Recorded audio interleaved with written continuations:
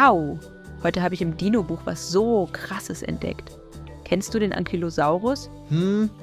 Ankylosaurus. Klingt wie ein Zauberspruch mit ganz vielen Buchstaben. Was ist das denn? Ein fliegender Dinosaurier oder einer, der tanzen kann? Haha, nein, aber fast so cool.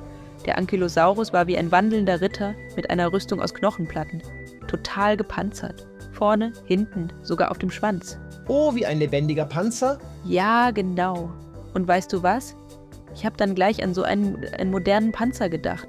Diese riesigen Fahrzeuge mit den dicken Ketten und der Kanone obendrauf. Hihi, also ein Dino mit Ketten und Turm auf dem Kopf? Jetzt wird's spannend. Naja, ganz so nicht. Aber stell dir vor, der Ankylosaurus war so ungefähr 6 bis 8 Meter lang.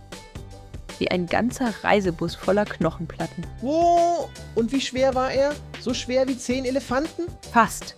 Er wog über 4 Tonnen. Das ist wie ein richtig fetter Laster. Und seine Rüstung hat ihn fast unbesiegbar gemacht. Und der Panzer, der ist doch auch richtig schwer. Jep, ein moderner Panzer wiegt manchmal über 60 Tonnen.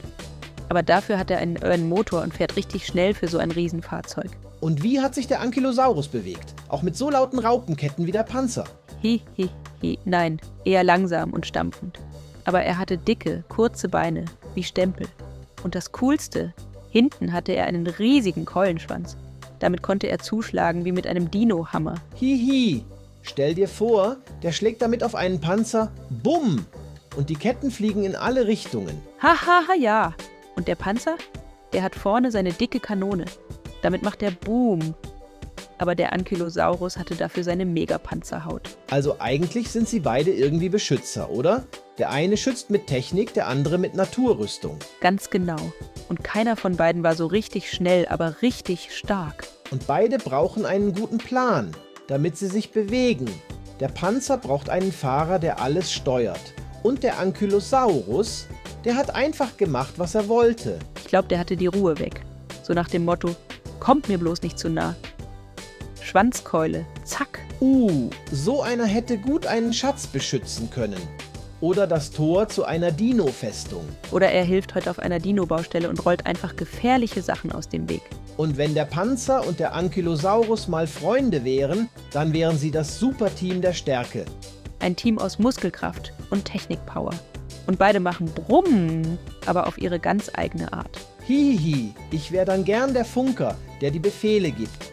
Panzer, nach links. Dino, pass auf den Schwanz auf. Und ich sitz oben drauf und winke wie eine Königin. Wie eine Kapitänin der coolsten Kampfkollegen ever. Hihi, ja, komm, wir bauen uns eine Burg aus Kissen und verteidigen sie mit einem Keulenschwanz und einer Wasserpistolenkanone. Los geht's, Hauptmann Wow. Angriff der Dino-Panzer-Power. Ole Duli, Duli, Duli.